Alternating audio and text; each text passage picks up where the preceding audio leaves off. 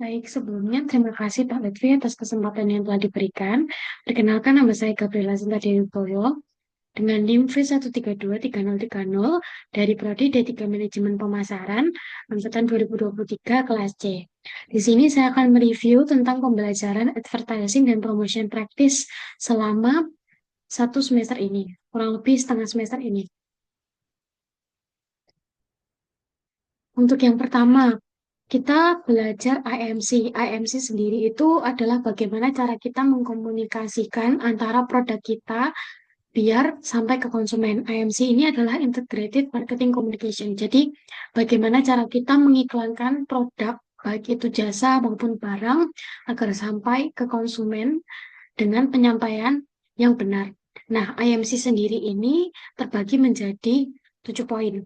Yang pertama ada iklan, kemudian ada event dan experience, kemudian direct marketing, kemudian interactive marketing, sales promotion, PR dan publicity, dan personal selling. Untuk yang pertama, iklan. Iklan itu contohnya adalah iklan yang terpampang di TV maupun billboard. Kemudian untuk event dan experience. Event dan experience ini contohnya adalah pada brand Red Bull. Red Bull ini memberikan eh, event atau experience. Jadi Red Bull itu mengadakan suatu event dengan memberikan pengalaman. Red Bull itu adalah minuman berenergi. Kemudian untuk event atau acaranya sendiri adalah mengadakan kegiatan seperti olahraga ekstrim dan kemudian menyajikan produk itu dalam event tersebut. Kemudian adalah direct marketing.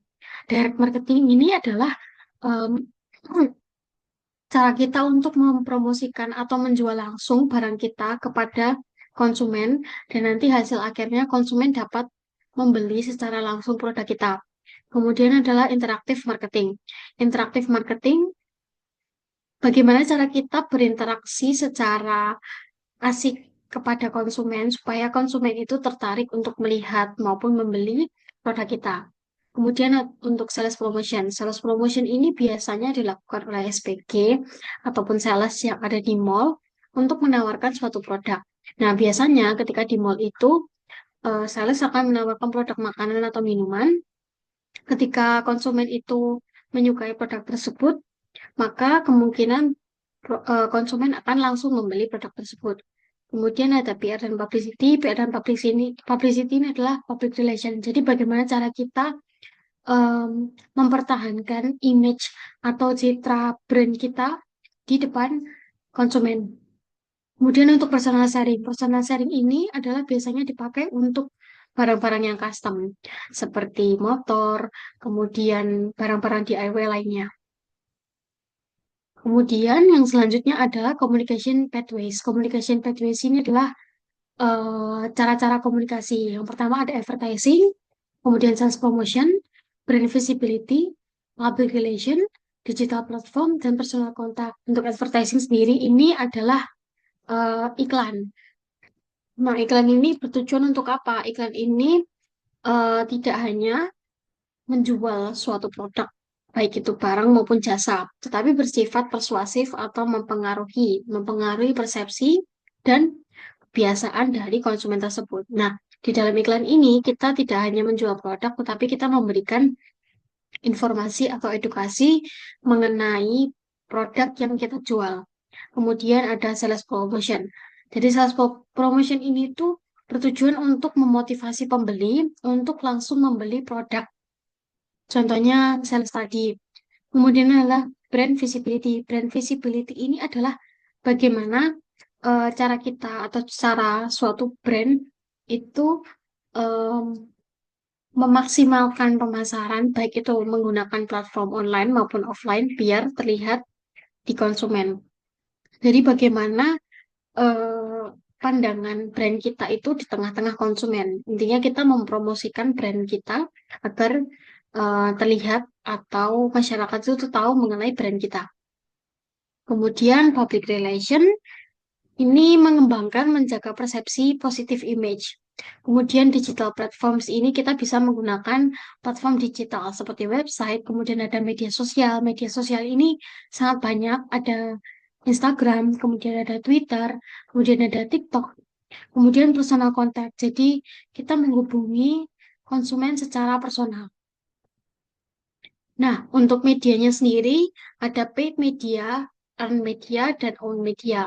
Kalau untuk paid media, ini contohnya tuh adalah advertising atau iklan. Biasanya kita membayar untuk em, iklan tersebut muncul. Contohnya adalah di Google, kemudian di TikTok atau di Instagram. Kemudian akan ada earned media. Earned media itu adalah bagaimana orang itu secara sukarela memberikan komen atau memberikan likes atau merepost atau memposting sesuatu itu secara sukarela, memberikan review secara sukarela mengenai produk, brand atau barang atau jasa yang sedang digunakannya untuk mereview atau entah itu mempromosikan, entah itu memberikan review, baik itu review yang baik maupun yang buruk kepada para netizen.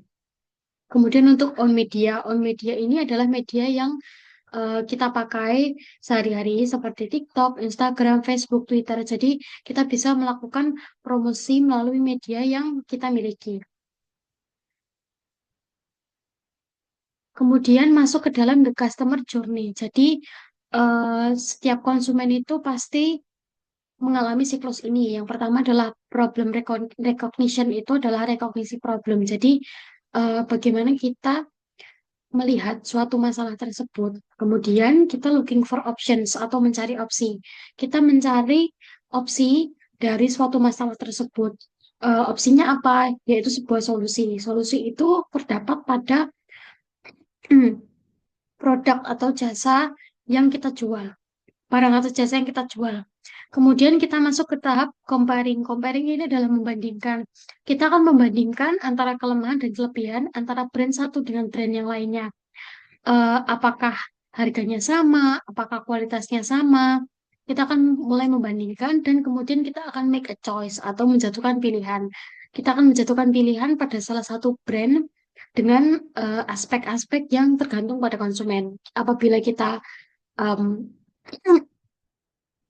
apabila kita pengen kualitas yang baik, pasti harganya juga belum tentu terjangkau. Tetapi kalau untuk harga yang terjangkau, barangnya atau kualitasnya belum tentu bagus. Kemudian kita akan masuk dalam purchasing decision atau keputusan pembelian. Jadi kita setelah make a choice atau menjatuhkan pilihan, kemudian kita membeli suatu barang atau jasa tersebut. Konsumen itu bagaimana tahu produk kita?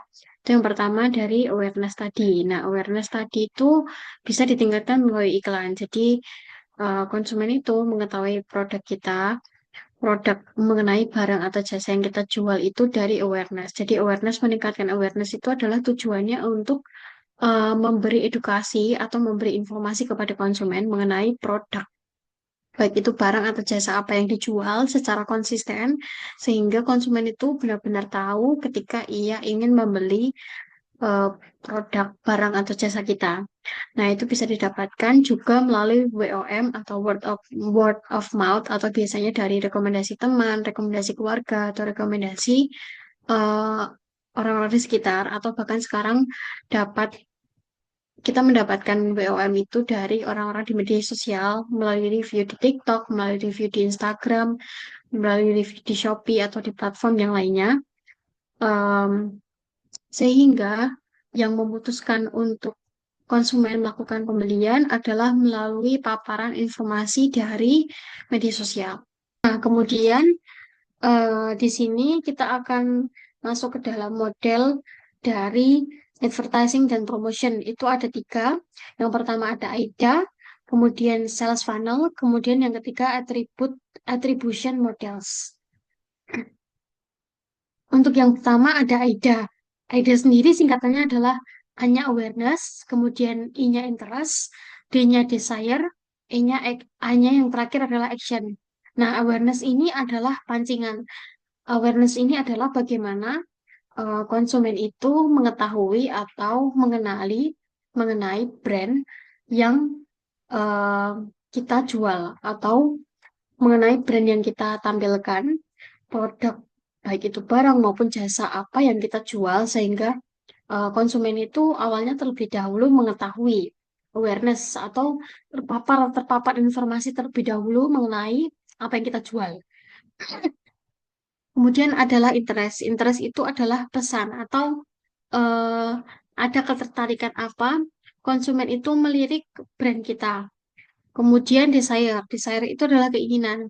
Kira-kira konsumen itu ada nggak keinginan untuk membeli atau menggunakan produk kita.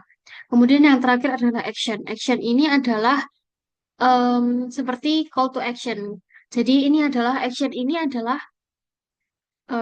call to action dari awareness, interest, dan desire. Yang awalnya konsumen itu terpapar informasi, kemudian mulai tertarik, kemudian mulai ingin membeli, dan yang terakhir adalah action. Actionnya adalah untuk membeli produk atau jasa kita.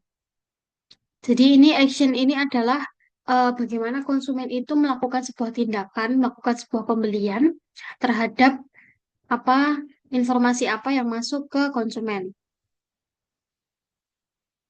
Nah, kemudian ini kenapa urutannya seperti piramida terbalik? Karena eh, dari awareness, interest, desire, action ini dari orang yang terkena awareness, kemudian interest dengan produk kita, kemudian ada keinginan membeli sampai action itu, ketika dari awareness sampai action itu hanya sedikit. Jadi orang itu terpapar informasi banyak, tetapi belum tentu konsumen itu akan sampai ke keputusan pembelian sampai untuk membeli produk kita. Nah, kemudian kita masuk ke model yang kedua. Model yang kedua adalah sales funnel. Nah, sales funnel ini juga digambarkan dengan piramida terbalik. Yang pertama ada tofu, yang kedua ada mofu, yang ketiga ada fufu.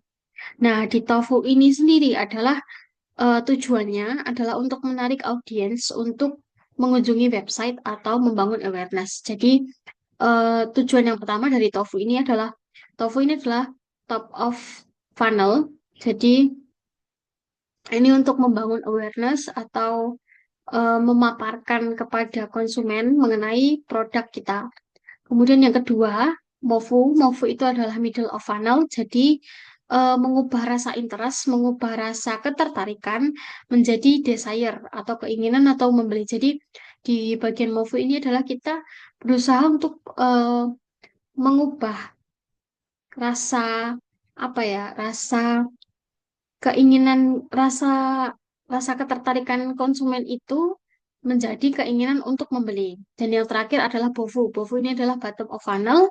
Ini menciptakan komitmen untuk membeli. Jadi setelah kita mengubah rasa interest menjadi keinginan itu, kita memberikan kepada konsumen, kita menciptakan rasa penasaran, kemudian membuat konsumen ingin membeli produk kita.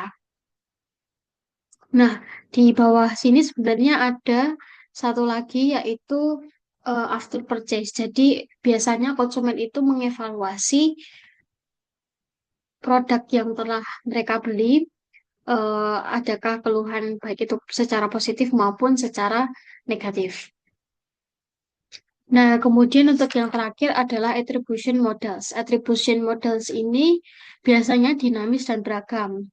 Dan ini tuh melihat di sosial media dan di website atau touch point. Jadi touch point ini tuh bagaimana cara kita memaksimalkan. Ini adalah kombinasi dari AIDA dan sales funnel tadi. Bagaimana cara kita mengkombinasikan platform-platform yang telah ada. Proses di mana planning atau rencana. Nah, untuk yang pertama, marketing research, kemudian yang kedua adalah segmentation strategis. Jadi kan karena the IMC sendiri ini, untuk komunikasi sendiri ini itu adalah hal yang complicated dan terkoneksi. Jadi antara bagian operasional dan marketing itu harus saling berkesinambungan. Untuk yang pertama sendiri adalah marketing research.